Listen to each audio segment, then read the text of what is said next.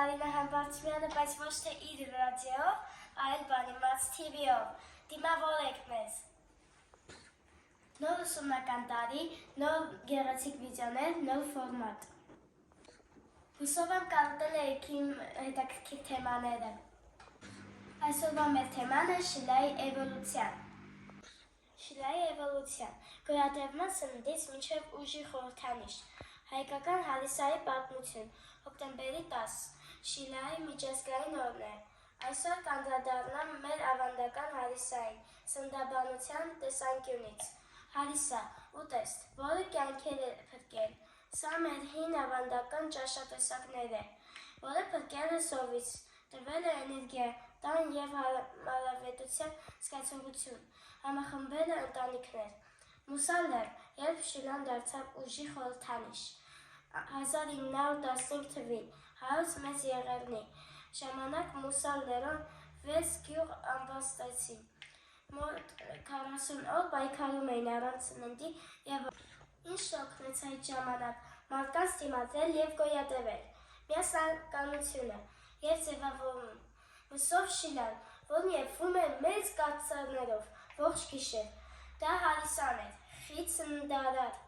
հագեցող, տաքացնող։ Այն տալիս էր ոչ միայն կալորիան,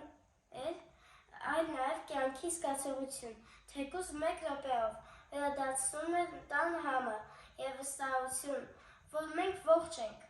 Հիմա Հարիսան հիշարժան ուտեստ է։ Ամեն տարի սեպտեմբերի 3-րդ կիրակին հայերը պատրաստում են այնի հիշատակ մուսալ լեռան պաշտպանների ժողովրդի օգու ուժի և կայունության։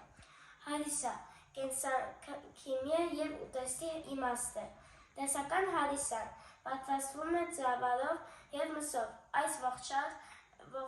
ոչխար կամ հավ, եփվում է դանդաղ, երկար, փայտե շերեփով, հարելով, այստեղից էլ անունը հարեք, զսա։ Պետք է այնքան եփվի, մինչև ձավարը և միսը միաձուլվեն, փափկեն, զանգվածը խտանա։ Ըստ սննդաբանության այս ուտեստն ունի հետևյալ տրամաբանությունը. ձավար, բարդ աճաճուր և բջջությունյուտ էներգիայի աղբյուր, միսն ապահովում է սպիտակուցներով և երկաթով, երկար էփելը սնունդը դարձնում է դյուրամարս, ինչը չափազանց կարևոր է սովի սթրեսի թույլ իմունիտետի ժամանակ։ Այսօր Հարիսա պատրաստում ենք ոչ թե կարիքից, այլ որպես հարգանք պատմությանը, նաև որպես համեղ ուտեստ, և սա ըստ էության այն էվոլյուցիան է, որն անցել է Շիլան սննդից, որպեսզի գոյատևեն մինչև սնունդ, որպեսզի ավելի լավ ապրեն։